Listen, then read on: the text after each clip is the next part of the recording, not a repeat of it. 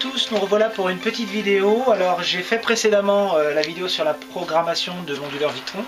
Et là je voulais en profiter pour expliquer un petit peu la programmation et le fonctionnement du contrôleur batterie. Alors c'est pareil, ça va être un petit peu old school, mais ça va permettre de voir un peu les 2-3 paramètres qu'on rentre dedans sans rentrer dans tous les détails. Et puis de tester avec l'alimentation stabilisée, voir si les alarmes se déclenchent bien. Alors c'est parti. Le contrôleur batterie, c'est un appareil, alors là c'est chez Victron Energy, le BMW 700, il existe le BMW 702 et puis tout un tas d'autres possibilités suivant les tensions et l'usage qu'on en fait. C'est le plus courant, il y en a aussi chez d'autres fabricants. Disons que celui-ci est d'un tarif correct, affiche beaucoup de choses. J'utilise vraiment plus que celui-là maintenant, les autres modèles étant soit hors de prix et avec des fonctionnalités plus faibles, soit difficiles d'accès. Alors vous avez une petite notice, hein, c'est un petit peu comme la notice de l'onduleur dans toutes les langues. Cette notice est très épaisse, mais mine de rien, mis à part la lecture qui peut être intéressante pour vous, globalement il n'y a que très peu de données très importantes. C'est surtout pour vous aider à programmer, hein. Normalement c'est assez bien fait. Moi j'ai attiré votre attention sur la mise sous tension, le paramétrage d'origine et puis les quelques réglages intéressants à l'intérieur de celui-ci. Alors c'est un appareil, normalement quand on le met sous tension il nous demande tout de suite la capacité des batteries. Il ne nous demande pas la tension de batterie puisqu'il est en train de la mesurer, mais il faudra quand même le paramétrer. On a quelques paramètres importants, je vais dire paramètres souvent, à rentrer à l'intérieur, et puis les autres c'est plutôt de la programmation pour le petit relais qui est dedans, notamment pour déclencher une résistance électrique ou pour déclencher un groupe électrogène en fonction de nos besoins. Et puis nous on va surtout paramétrer les réglages pour une bonne mesure sur la bonne batterie et les alarmes pour qu'ils sonnent, pour qu'ils puissent nous dire quand ça va pas. Au tout début, cet appareil nous demande donc la capacité batterie. Enfin, alors je re-rentre dans le menu.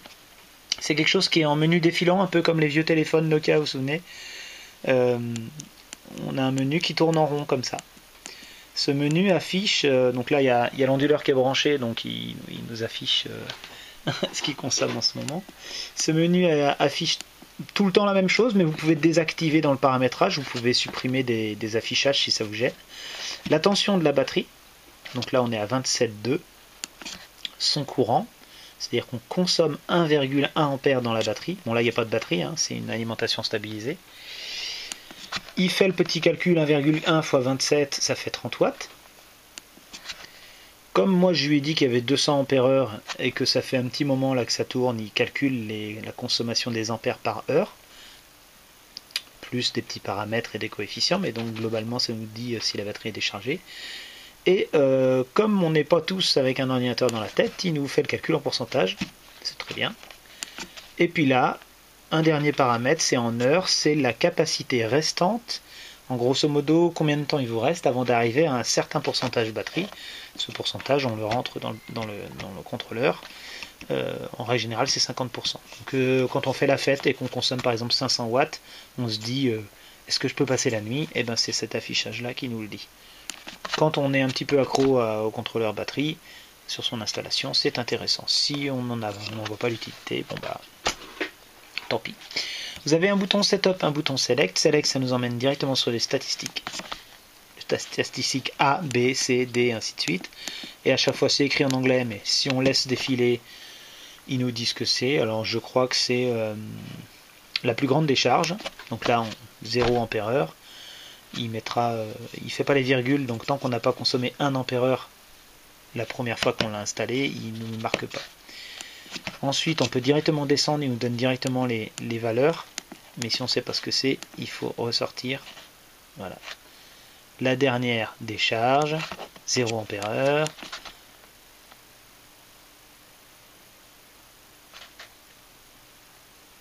Oh, je sais plus ce que c'est ça. Donc vous avez tout le nombre de cycles, la tension la plus basse. Donc ça c'est vraiment quand vous avez besoin de faire une intervention. Il faut regarder dans la notice, c'est pas ça qui va nous intéresser aujourd'hui. On rappuie sur Setup pour venir sur le menu principal. et on reste appuyé sur Setup, je crois qu'il ne faut pas appuyer très longtemps, tac, pour avoir le menu Setup, donc le menu paramétrage. Et là on a 30 ou 40 données à rentrer, mais bon, nous on n'a pas beaucoup. Donc là on nous demande la capacité. Moi je sais que c'est une batterie en 400 Ah. Vaut mieux mettre moins que plus. On fait select, et à la fin on va avoir un petit bip. Hop, ça veut dire qu'il a mémorisé. On ne peut pas monter et descendre, il faut refaire Setup, aller sur le paramètre d'après. Là il nous demande à quel moment on considère que c'est la fin de charge. Alors 26,4 c'est trop faible. Il faut mettre 27,4 ou 27,2. Il faut que la tension soit au moins supérieure à la tension de floating, c'est la tension de fin de charge. Et là, en l'occurrence, 27,4 c'est pas mal. Le troisième paramètre, il va nous demander quel pourcentage de la capacité de la batterie il faut atteindre en dessous duquel on considère que la batterie est chargée, parce qu'une batterie elle se charge avec une certaine courbe, et à la fin de sa charge, le courant est très très faible. Alors 4%, c'est beaucoup. Moi j'ai tendance à mettre 2 pour éviter qu'il se synchronise à 100% à chaque fois. C'est-à-dire qu'il veut que les deux paramètres soient présents en même temps, la tension qu'on vient de mettre juste avant, 27,4, et le courant. Donc là, 2% de 400, ça fait 8 ampères. 8 ampères, c'est déjà pas mal. Ça fait à peu près 100 watts. Et lui, il en voulait le double. Donc par habitude, moi, c'est les paramètres que je mets. Là, c'est le nombre de minutes qu'il faut pour que les deux paramètres soient présents en même temps, parce qu'on a des oscillations. Alors, moi, je laisse 3, mais on peut mettre 4, 5. Vaut mieux que ce soit plus élevé que pas assez. Parce que ça peut être, la batterie est complètement chargée, et puis pendant un laps de temps, il y a moins de soleil, le courant baisse, et la batterie reste à une tension élevée, et hop, il peut croire que c'est à 100%. Le coefficient de Peckett, alors, je ne sais pas si c'est comme ça que ça se prononce, c'est un coefficient selon lequel plus on décharge lentement la batterie, plus il y a d'énergie dedans, et vice versa. Et il est souvent un peu surévalué, ce coefficient. Et vaut mieux qu'il soit plus faible que plus élevé, parce que il va toujours tendance à croire que vous avez beaucoup d'énergie dedans. Moi je le mets plutôt à 1,2. C'est un peu pessimiste, mais il vaut mieux ça. Ensuite, le rendement de charge, c'est-à-dire les pertes que vous avez sur votre chargeur solaire par exemple. Et bien chargeur solaire, on est déjà à peu près à 95%, et puis le rendement de la batterie, on est plutôt à 90%. Donc en règle générale, l'ensemble fait 85%. Sinon, il va croire que le rendement est parfait, et c'est pas une très bonne idée. Alors, là c'est la précision de l'ampère-mètre, donc je le laisse à 0,1 ampère. En 8, il me dit tous les combien de temps il mesure. Le 0, c'est pour initialiser le 0. Alors, il y était déjà au début, mais normalement on coupe tout. On débranche tout, il n'y a plus que lui qui est branché, on fait OK, et il valide le 0.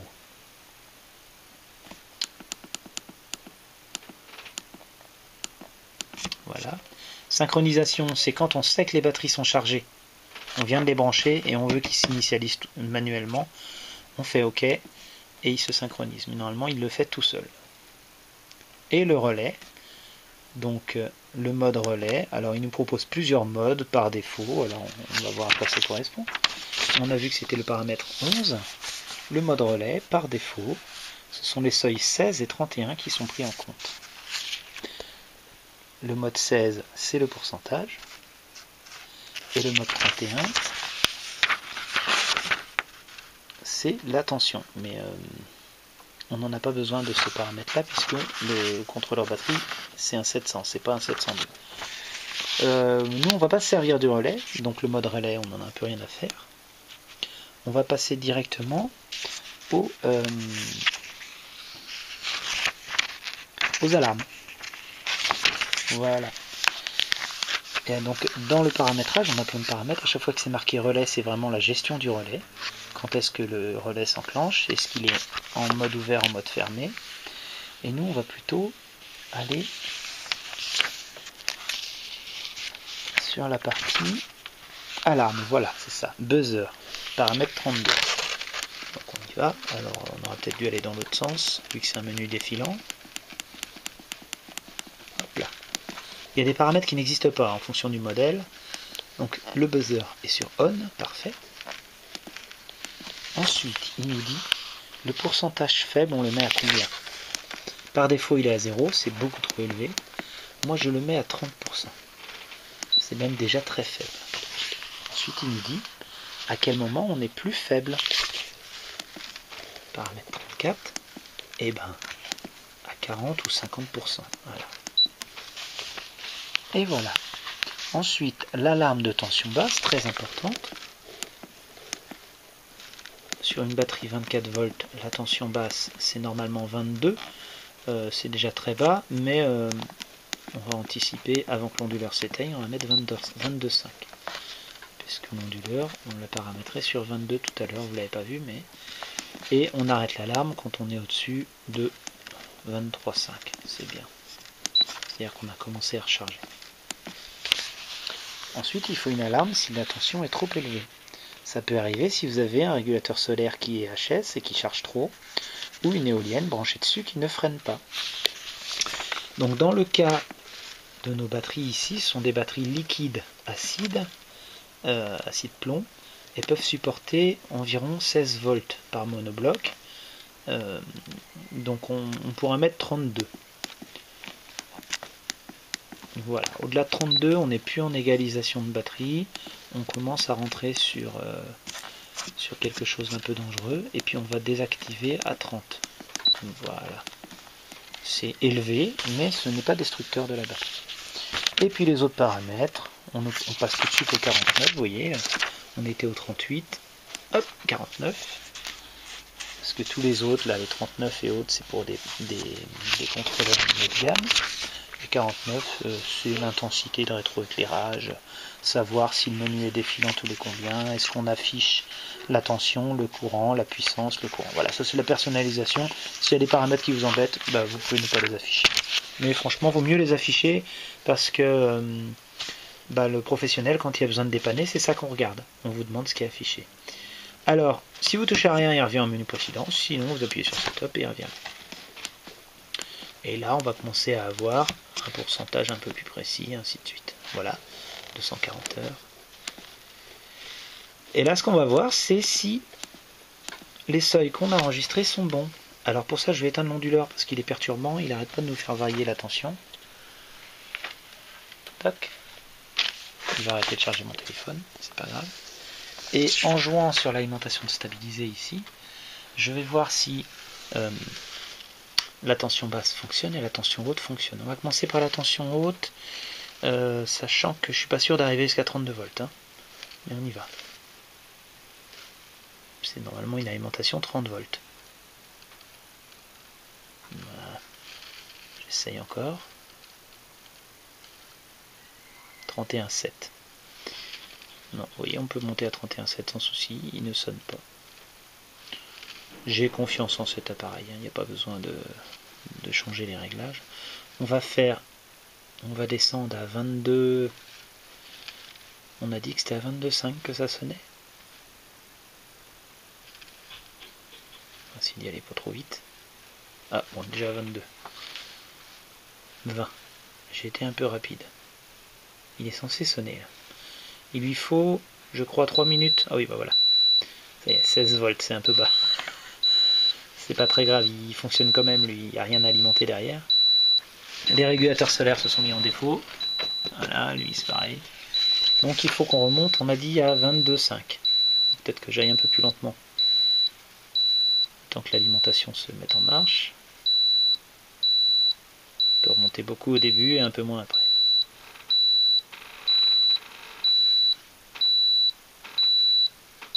Pour éteindre l'alarme, il faut appuyer sur un bouton. Moi, l'idée, c'est qu'on sache si elle s'éteint toute seule. Là, on est à 22,2, 22,6, 22,7. Je crois que c'est à 23 qu'on l'a mis. Allons-y. Bon, on a dépassé 23 là. On attend quelques secondes. J'espère que au montage vidéo, on verra pas la saccade de l'écran bleu là. Mais bon.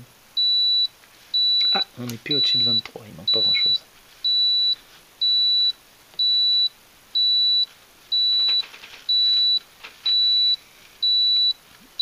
très longue vidéo, ceci dit.